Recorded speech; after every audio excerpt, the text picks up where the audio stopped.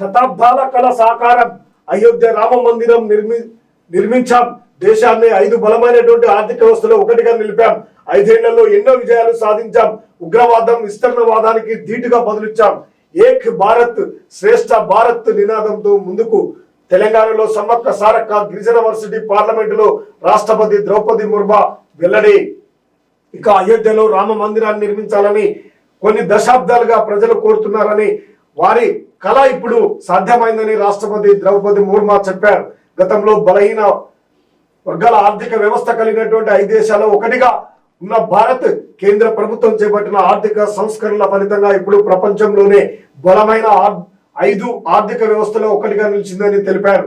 Parliament budget సమావేశాల ప్రారంభం సందర్భంగా బుధవారం రాష్ట్రపతి ఉభయ సభలను ఉద్దేశించి ప్రసంగించారు. ఆమె పార్లమెంటుకు వచ్చే సమయంలో కొత్త సాంప్రదాయానికి తెరదీశారు. రాజ్యసభ చైర్మన్ ఉపరాష్ట్రపతి జగదీప్ ధన్కర్, లోక్సభ స్పీకర్ ఓం బిర్లాలు ముందు నడవగా వారి కంటే ముందు అధికారులు రాజదండం సింగిల్ను పట్టుకొని నడిచారు.